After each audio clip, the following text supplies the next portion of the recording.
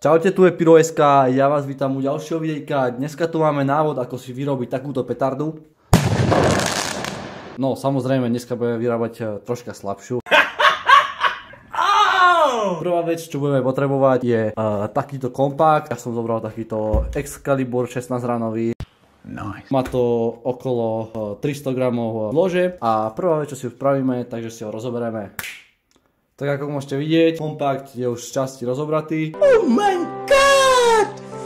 Wow! Takže čo budeme potrebovať z neho je čisto len jeden takýto šot. Ostatok môžeme dať nabok. Takže ďalšia vec, ktorú urobíme, že si podložíme papier. Vlastne obsah toho šotu vysypeme. Následne tu nám ešte ostala zlož, ktorá vyhadzuje tú strelu do výšky. Nebudeme potrebovať vlastne túto strelu. Sa zbavíme tohto neporiadku, čo máme na tom papieri. Takže neporiadku sme sa zbavili. Ďalšia vec, ktorú urobíme, že si rozbalíme tú strelu.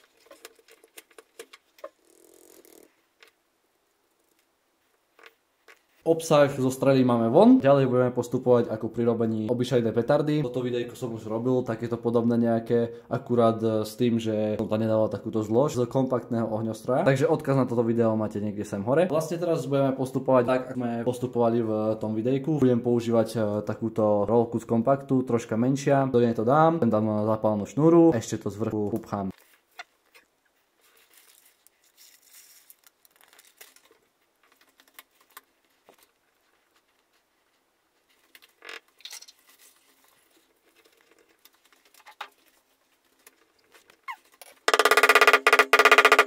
Menšia zmena plánu, na vrch som dal takúto drevenú zadku. Čo by to bol za návod, keby sme si to nešli odpáliť?